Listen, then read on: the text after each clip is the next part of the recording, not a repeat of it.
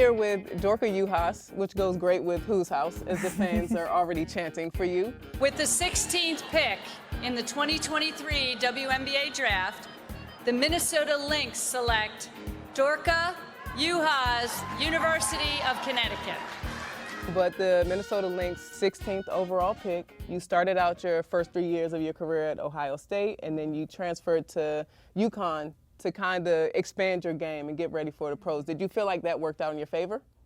Absolutely. I mean, I felt like I had a great 3 years. Obviously coming from Europe, it was a little challenging, getting used to playing in America, being away from family. But I think those 3 years were great for me to kind of, play right away, first of all. Juhasz rolls, puts it on the floor, will get the bucket and the foul. But also just kind of putting my name out there a little bit. So after I graduated after 3 years, I thought, I definitely want to get better. I want to get to that pro level quicker and just making sure I do everything I can. And that's when I got into a transfer portal. I got the call from Coach Ariyama. And I was sold, so I think it was a great decision for me just to, go somewhere where I was challenged every single day, and that's what I needed because obviously to be at this level, it's a challenge every single day. Into the lane, off the glass, no. Dorka Juhasz has been involved in a lot of plays in the paint. We're talking about challenges, right? You are assigned with playing against the best post players in the league. That's a challenge that you really stepped up to. And you've been really great. One of the most solid defenders, I would say, especially on this team, but throughout the league in the way you approach that. So we're going to look at some of your defensive clips. Now, you're doing a great job of playing with your feet, not allowing the lob, not allowing her to just duck in and post you up. What do you feel and what do you see in these situations? Definitely, I think the first time we played them, obviously, she got me a couple of times just playing behind. Obviously, once she's in her areas, it's hard to guard her. So I was trying to, just try something different. I know we talked a lot about, with coach, with the game plan of trying to maybe play some games with her. So just kind of, use my legs, sit on her a little bit, and just make it hard for even just her to catch the ball. So you did a great job. They didn't throw it in. Yes. Right, you were competing. Thank goodness. You were competing under the rim, but now you have to do something different, right? Because there's expectations for you guarding the ball screen action as well. So how's that transition been going for you from the post to now on the perimeter guarding the ball screen?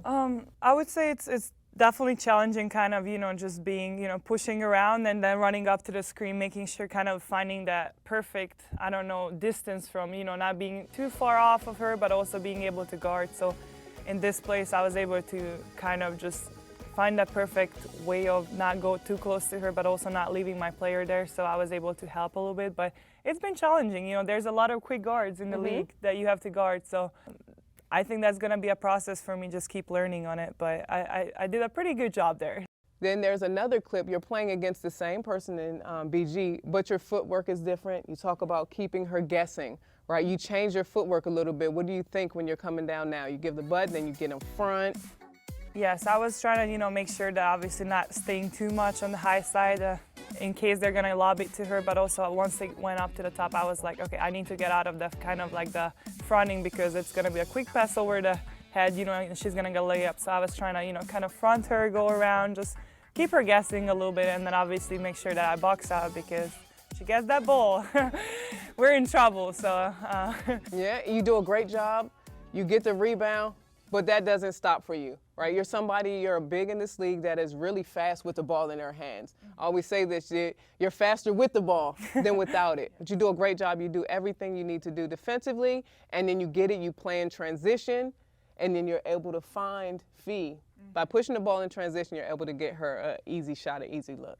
I definitely felt super fast on this one. Speedy, right? But yeah, also just obviously looking for Fee. That's always, I think, my priority for myself, just to make sure that kind of giving her a different angle, just from, being taller, just so she can get the ball, get some easy buckets because she has a tough job every single game, Now you have a play here. You have to set this flare for K-Mac.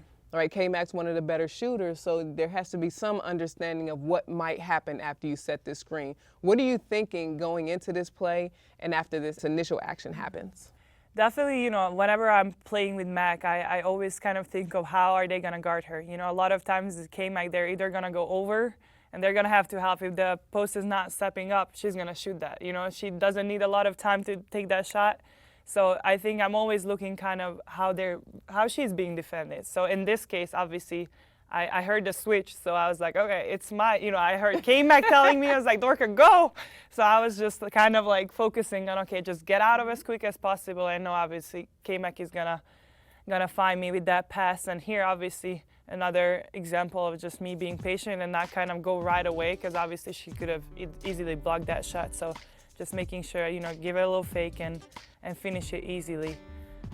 But that's something I think for me, especially just, you know, as a rookie, kind of still have to learn of slow myself down, you know, be quick, but whenever I'm there, obviously finishing around the rim, just make sure I take my time. If I need fakes, I'm using my fakes, but just be patient with it and finish. It's McBride now. The lob pass to Juhasz. Waits for the defender. Patience by Juhasz.